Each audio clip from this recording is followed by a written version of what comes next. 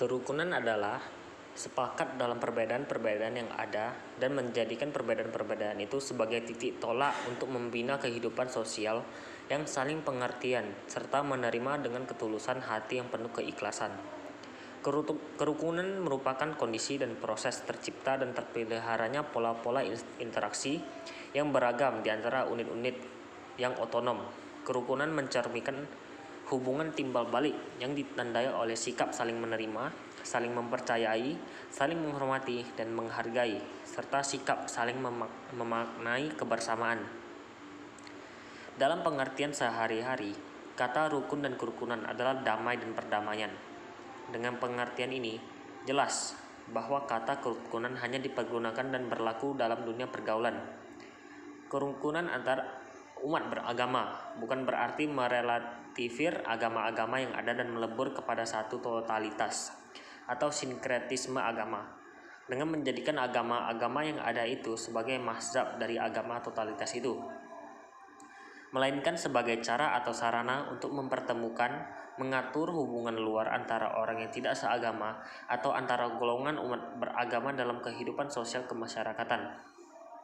Jadi, dapat disimpulkan bahwa kerukunan ialah hidup damai dan tentram, saling toleransi antara masyarakat yang beragama sama maupun berbeda, kesediaan mereka untuk menerima adanya perbedaan keyakinan dengan orang atau kelompok lain, membiarkan orang lain untuk mengamalkan ajaran yang diyakini oleh masing-masing masyarakat, dan kemampuan untuk menerima perbedaan.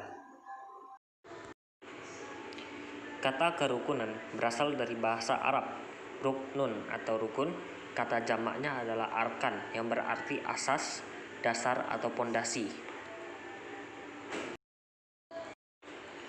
Toleransi atau toleran, secara bahasa kata ini berasal dari bahasa Latin tolerare yang berarti sabar dan menahan diri. Toleransi juga dapat berarti suatu sikap saling menghormati dan menghargai antar kelompok atau antar individu perseorangan, baik itu dalam masyarakat ataupun dalam lingkup yang lain. Sikap toleransi dapat menghindari terjadinya diskriminasi, walaupun banyak terdapat kelompok atau golongan yang berbeda dalam suatu kelompok masyarakat. Contoh sikap toleransi secara umum antara lain, menghargai pendapat mengenai pemikiran orang lain yang berbeda dengan kita, serta saling tolong-menolong antar sesama manusia tanpa memandang suku, ras, agama, dan antar golongan. Istilah toleransi mencakup banyak bidang, salah satunya adalah toleransi beragama, yang merupakan sikap saling menghormati dan menghargai antar penganut agama lain, seperti tidak memaksakan orang lain untuk menganut agama kita, tidak mencela atau menghina agama lain dengan alasan apapun, serta tidak melarang ataupun mengganggu umat agama lain untuk beribadah sesuai agama dan kepercayaan masing-masing. Indonesia di mata luar adalah negara yang memiliki kerukunan atau toleransi yang sangat tinggi. Mengapa?